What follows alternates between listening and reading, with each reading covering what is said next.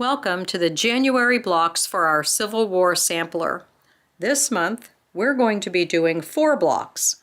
They are number 47, 48, 49, and 50 in your book. But just because we're doing block number 50 doesn't mean we're quite finished. We still have 2 more blocks to do in February. As a bonus this month, I've added some additional applique blocks, just in case you'd like to add some more applique to your quilt. So we're going to begin with number 47, which is the red, white, and blue star. For this project, if you're working in other colors, it doesn't have to be a red, white, and blue star. You can see that this one was done in purple and tan, so work in whatever colors are yours. You're also going to notice that on this layout diagram, this is a very, very difficult block to piece using your sewing machine. It was intended to be pieced by hand using templates, and the templates are included in the book. But if you look carefully at the design, you can see obviously there's lots of Y seams, but even this seam that would be stitched here would be straight. Then you would do the Y and angle this way. But then that small angle that's right there is different than this angle, so they're not straight. Much, much easier to piece by hand than it is by sewing machine. So if you'd like to try it and piece it by hand, the templates are included here in the book, and they're on page 105 and 106. Pay close attention to the instructions that are written here because you need to cut one from this template and one in reverse. And you can see how the seam line goes this way and then it changes direction. So that's that top point right there. This is your bottom template and you only need one of that one. And then on the next page, you have, this is your right and left side, and you'll be cutting one and one in reverse. And obviously when you cut in reverse, as we've done before, you just mirror image your pieces so you keep your fabric folded while you cut that out. Now these are your star points, so for the 8-inch block and the 12-inch block, and you need 5 of those, and they're identical. So because they're identical, it's a perfect place to feature something the way this block was constructed. This was made by Becky Brown, and she chose to put these tan flowers in the exact same position, which I think is very effective. But if you look even closer, Becky did piece this, and she did a masterful job of putting the striped fabric in the background back together again. So you can see the seam lines that are right here, but you can see that she matched the pattern all the way around. Beautiful job that she did. I'm not willing to put quite that much effort into the piecing of this star, so I went ahead and redrafted the pattern. The first thing I did was, you notice that this is a very tapered star. It has a lot of point to it. So I softened the points on the star. Now this pattern will be in the 9 Patch a Day files section, and it will say CW for Civil War Applique Options. So the name of the file will be CW Applique Options, and there's several pages in there for you to be able to print out. The first one is this one, which is for block 47, the applique option. So I'm doing a combination of pieced and appliqued. My preference, instead of fussing with getting the background to match right back up again, is to piece the star and then applique it to a solid background square. So if you want to use the stripe in the background, it'll be much easier to line everything up. My template has a much wider angle on my stars because these points are easier to turn under, and this one is easier to control if you've got a gentler star, so not quite as sharp of a point. So I chose to fussy cut my points as well. So the first thing that I did was I took my pattern. Now I printed this on regular paper, and then I went back and copied it onto freezer paper. You can obviously just print it right onto freezer paper if you don't want to save a hard copy of the pattern. But you can see the gloss that's on the back of this paper. That's the wax that's on the back of freezer paper. So I'm using the freezer paper to create my applique templates. I choose to use regular freezer paper that is cut to fit in your printer. This kind that you get from the grocery store, you could trace it off if you wanted by hand, but if you'd like to just print it out with your printer, go ahead and buy the 8.5 by 11 sheets. My preference is the Gypsy brand, and the reason I like that one is it's a little bit heavier, so it goes through your printer without a problem. So I printed it on freezer paper, and then the next thing I did was cut it out. So I cut out a piece of it, using a craft knife. So I cut directly on the lines and cut everything out exactly. Using a craft knife to do it, or something like an X-Acto knife, means that you're going to get those nice points without cutting into another piece of it. So let's move this aside and I'll show you, this was the fabric that I chose. I don't have a collection of really large prints to use. So what I've done is I've taken a print that I chose that has a nice repeat to it so that I could find the exact same spot. I made sure that my pieces are more than a 1/2 inch apart because I have to allow for seam allowance on all the sides here. Notice the little red marks that are on there? Well, it can be easy to tell, but in some cases it can be a little bit more difficult. You have an inside point and an outside point. So before I cut it out, I went ahead and put little slash marks on the sides that are the outside edges of my points. That way they're all facing the same direction, and when I go to sew it together, I make sure I get the interiors on the interiors, because it will fit together the other way, but you want to make sure that you have all the pointier parts on the outside. So I've gone ahead and marked them. So now that I have them positioned and they're ironed on, see, the wax has them stuck down. I found the exact same point on the pattern repeat and I lined it up, and then my guide for this one was to line it up with these 2 leaves and then turn it so that it just barely touched here. So what's going to happen, what my points are going to look like, is sort of going to be a surprise for me. If you wanted, you can cut one of them out and make a window template and then decide where you're going to position it. But this is a small enough print that I'm just going to see what happens. The next step is to take a ruler. You can take any ruler. I like these rulers that are the shop rulers. This one's from Hickory Quilts and Yarn. It happened to be the one I picked up. I'm going to put the 1/4 inch line right along the edge of the paper template there, and then I'll use my rotary cutter and I'll go cut these out. When I have my 5 star points cut out, then I'm going to peel the paper off and turn my edges under, and I'll show you how I do that once I get them cut out. So I have all of my points prepared and I'm ready to sew them together. Now the way that I prepare the points is I use the same freezer paper template, and what I've done is I've taken it and turned it upside down so that the waxy side of the freezer paper is on the top. The first thing that I do is fold under that point. So this long tapered point, fold that one down. So if I show you on this end, I would fold it down. Be very careful of that point, that you don't fold it back.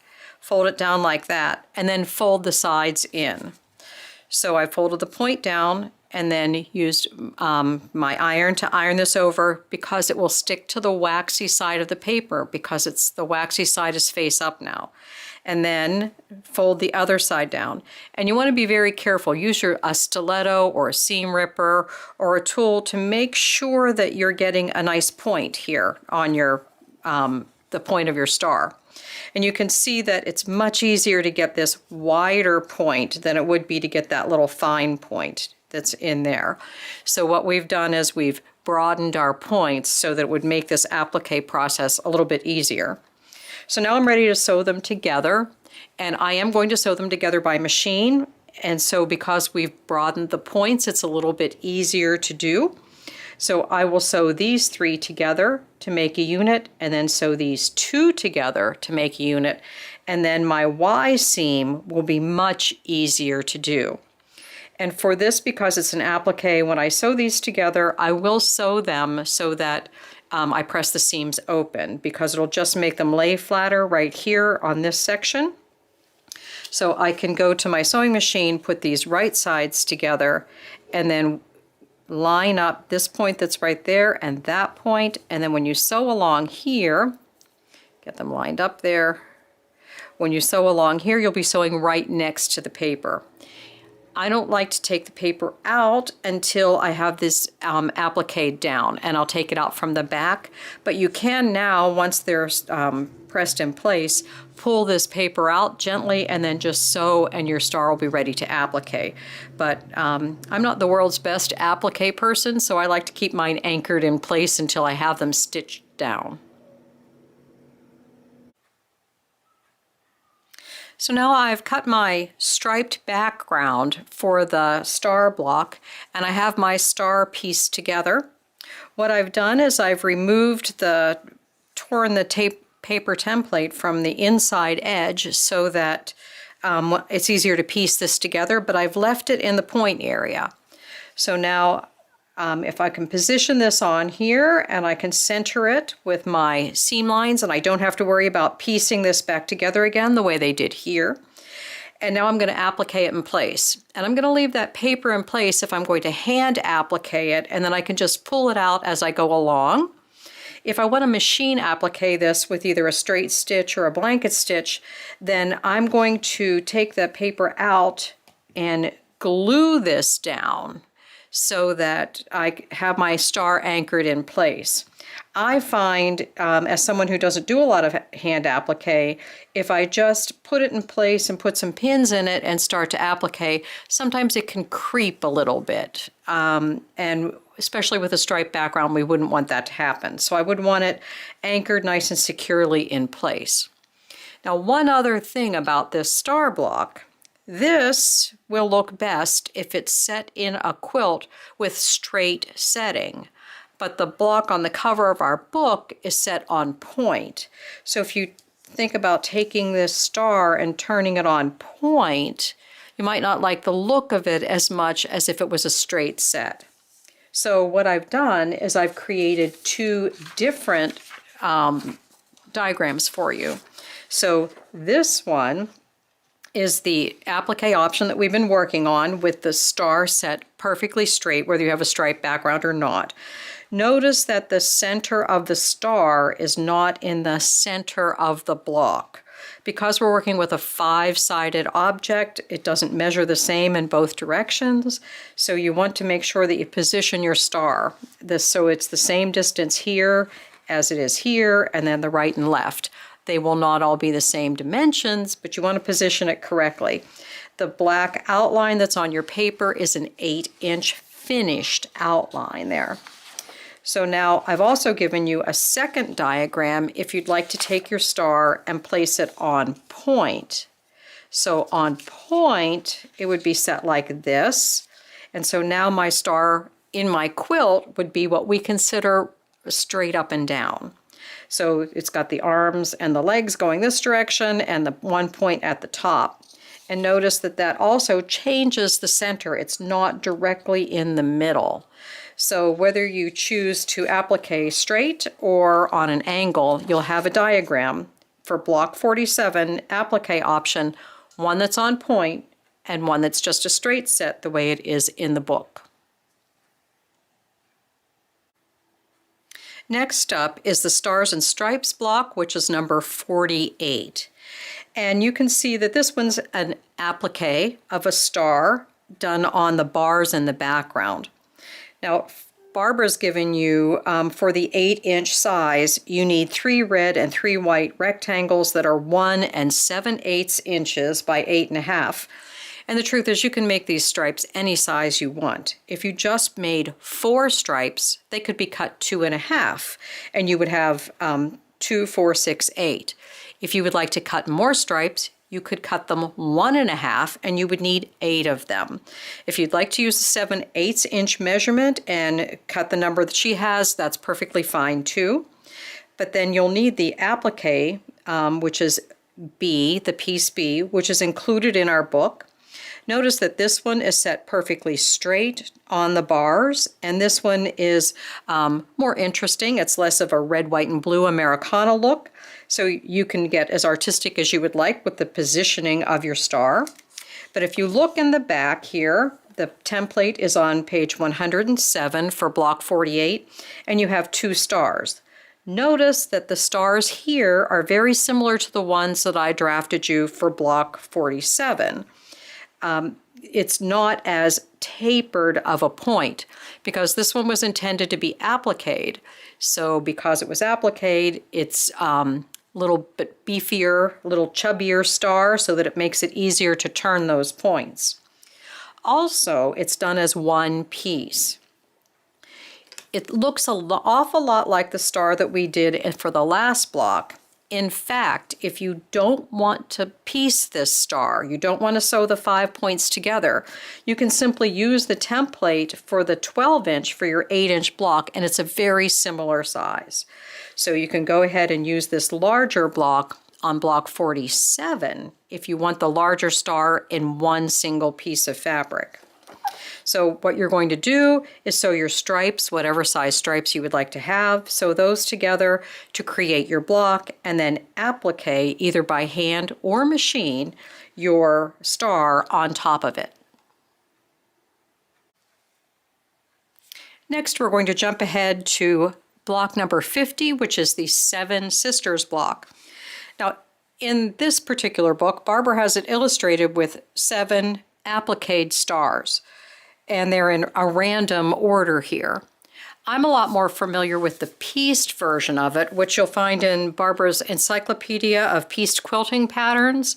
Here on page 401, she has an illustration of the 7 Sisters block that I find is more traditional. Normally I don't see it with this pieced border around the outside edge. It can just be an all-over pattern, and it's done with diamonds. And the stars are made up of 6 individual diamonds that are put together to form the star, and then they're done in groups of 2, 3, and 2, so that you have 7 stars in your 7 Sisters pattern.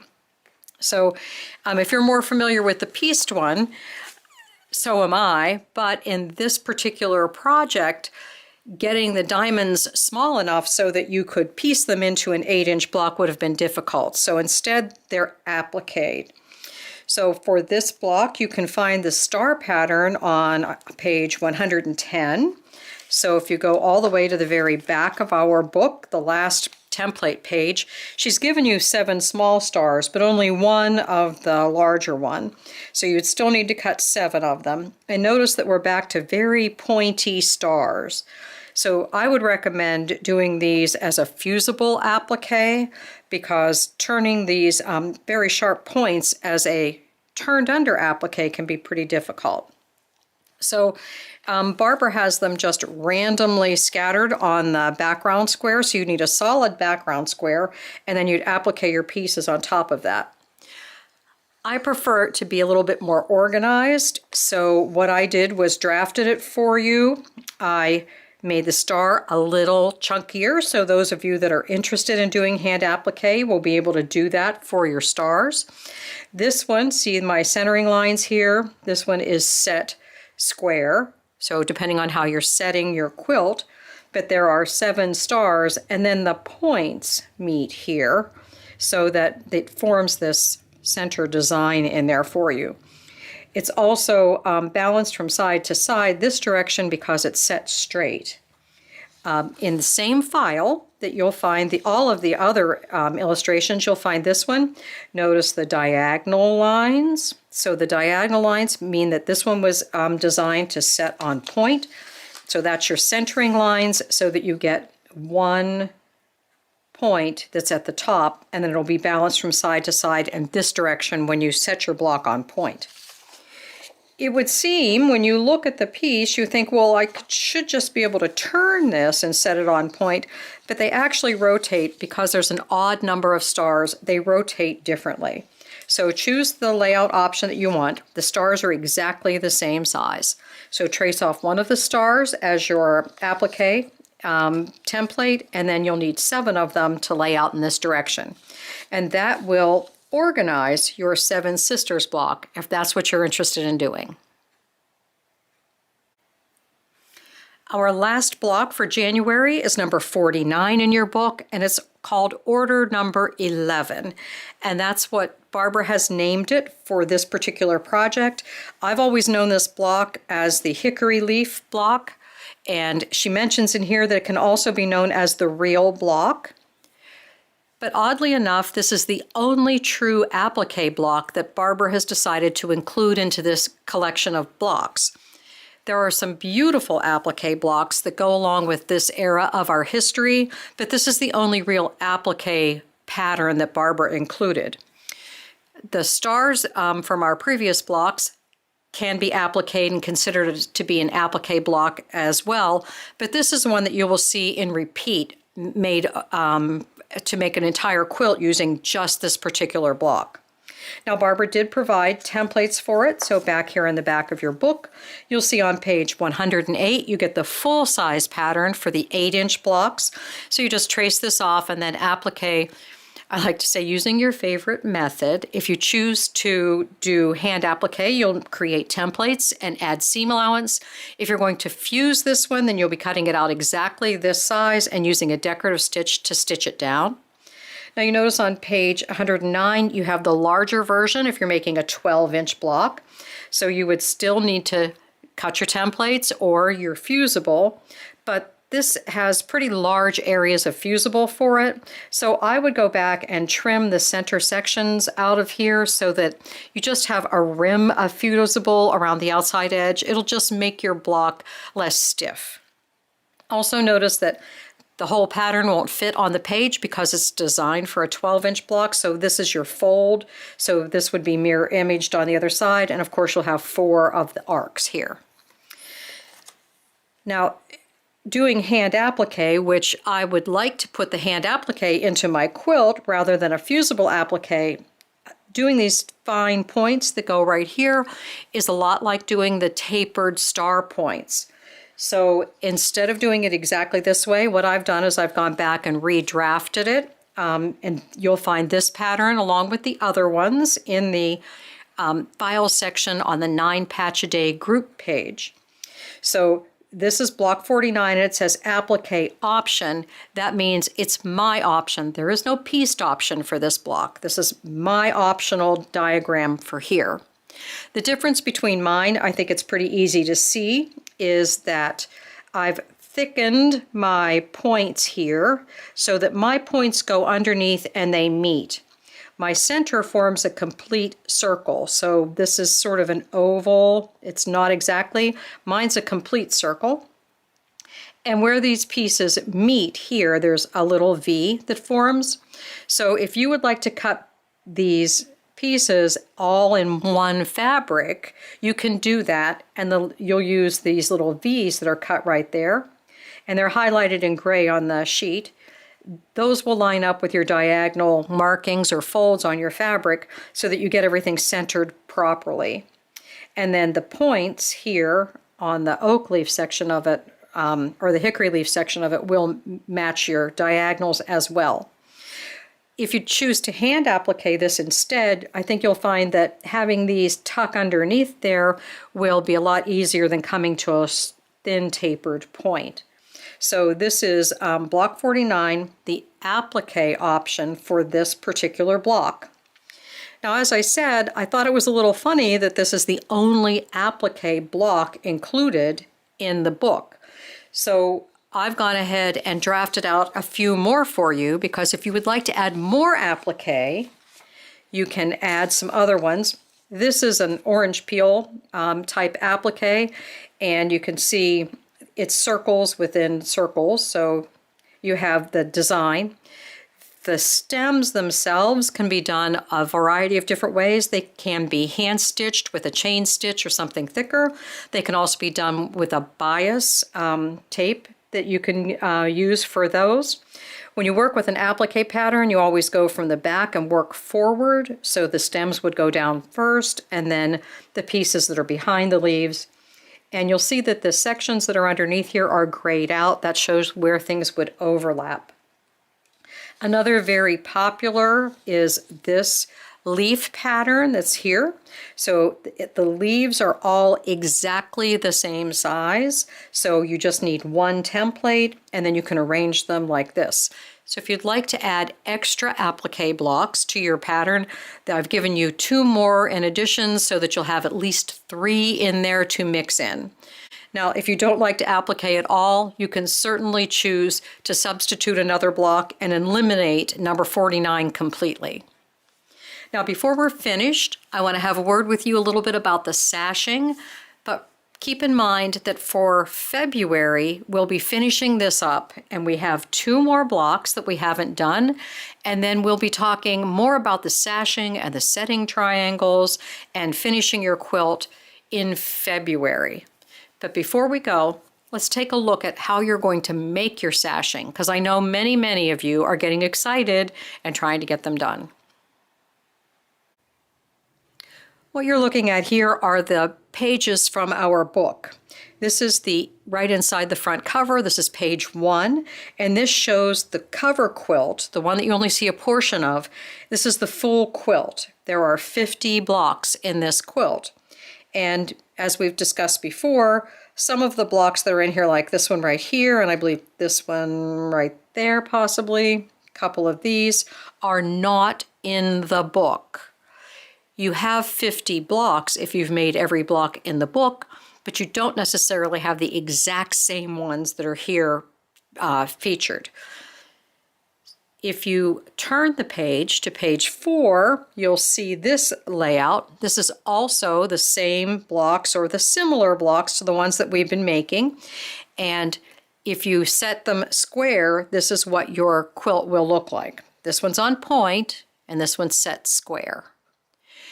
This one has a solid sashing and cornerstones, and this one has a pieced sashing and pieced cornerstones.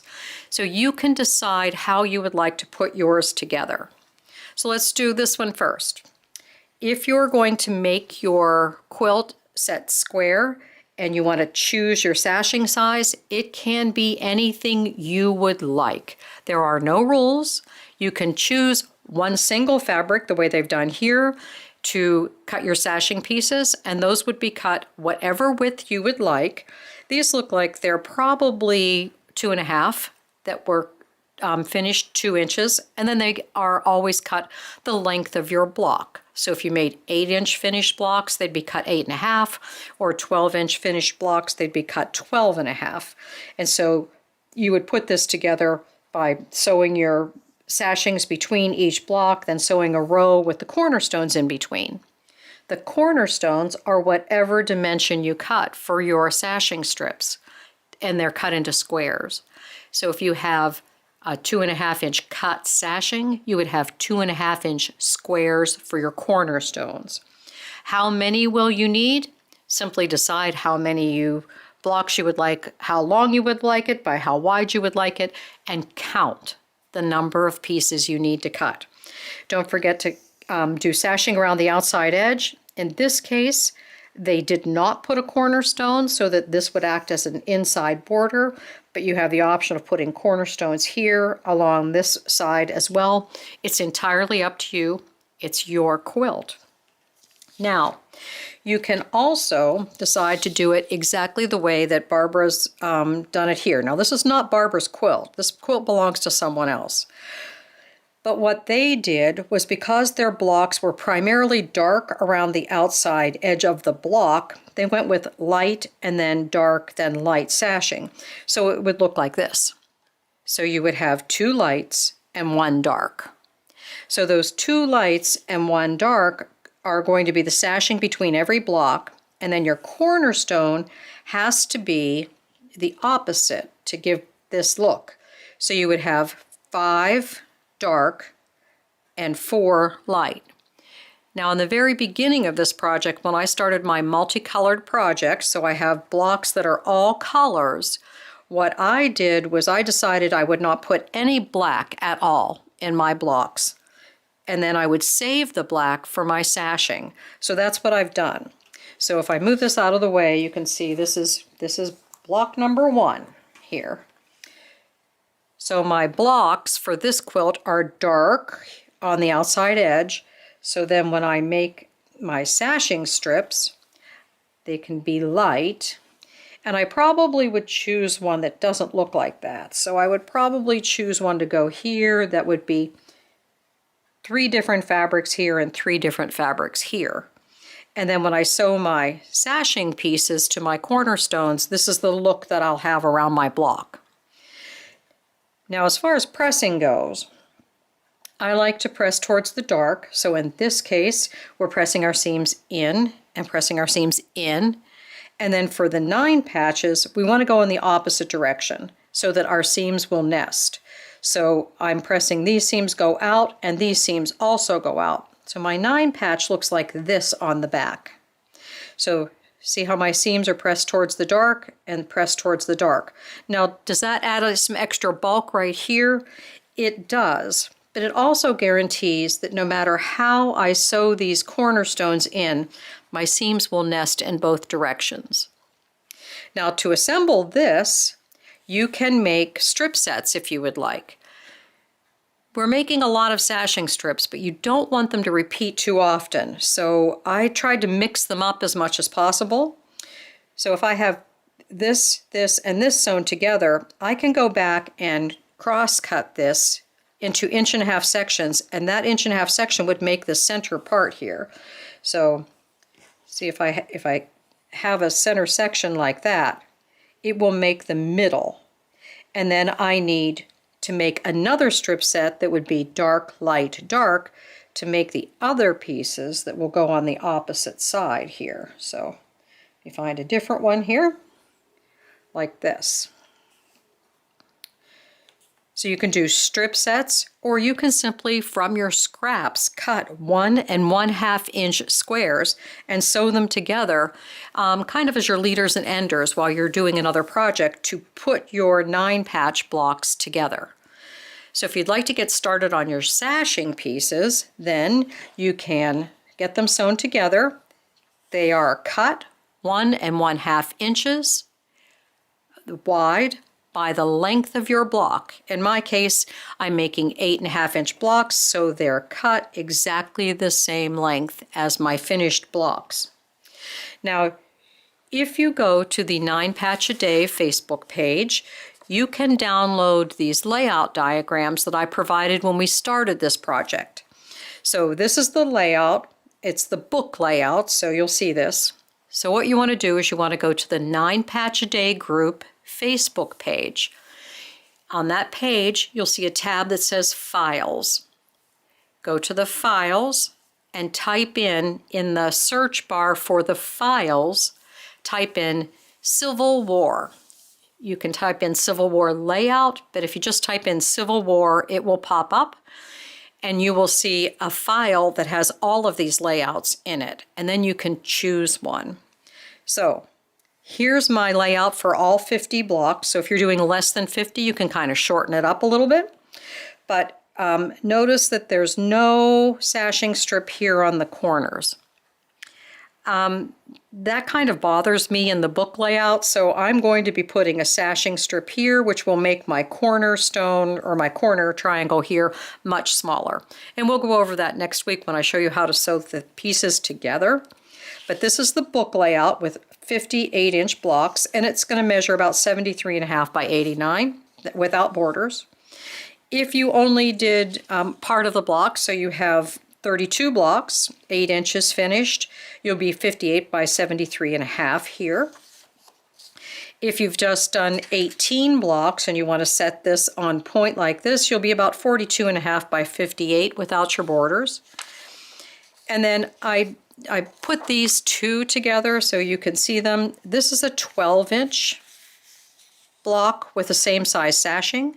the same width, and this is the 8-inch, and you can see that the 8-inch block with the 3-inch sashing finished. That's an 8-inch finished block, 3-inch finished sashing. The sashing's got a lot more dominance to it here than it does over here. So keep that in mind. Now remember, I said I did mine all black and tan for all of mine, but the book shows that it is scrappy. So if you prefer to do yours that way, that's an excellent idea. Also, I want to mention that if you've done your blocks so that they are very light around the outside edge, say you have light colors all around the outside edge. For example, this is one of the blocks that I did that we reduced it to 6-inch and put a border on it. Well, now if I were to put a sashing on it that was light, I'm going to have a very, very light look.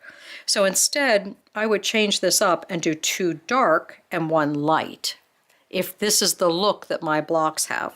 So the sashing is really entirely up to you. This is your quilt. Feel free to personalize it. So that's my small layout, and that's your layout, small layout with the 12-inch pieces. And see the alternate corner here, where it's got a sashing strip in there? It changes the size of your corner triangle, but I like the look of finishing the sashing better. That's my personal preference. Now this is a straight set with your pieced sashing. So if you have 49 blocks, takes a different number to do a on-point set compared to a square set. So this is 49 blocks. The blocks with the little pink here, those represent the ones that I was just talking about, these that have the sashing around the outside edge. So if you wanted to balance those out and put them in specific spots in your quilt, that's where they would go. You need 49 blocks total for this, and it lists here how many you would need of your regular blocks and how many you would need of your ones with the additional sashing on them. And then if you did less blocks and you only did 35, this is it straight. All of these layout diagrams are already in the files, and they have been since we started this quilt.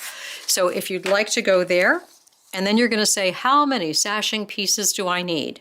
Choose which one you would like to have, and if this particular layout needs 82, but on the on-point setting, decide how many blocks you're going to use, mark it off, and then count them up. And that's how many you're going to need. So that's it for our January video for the Civil War sampler. We'll be back in February for the very last video where we'll do the final 2 blocks, and we'll talk about putting your quilt together.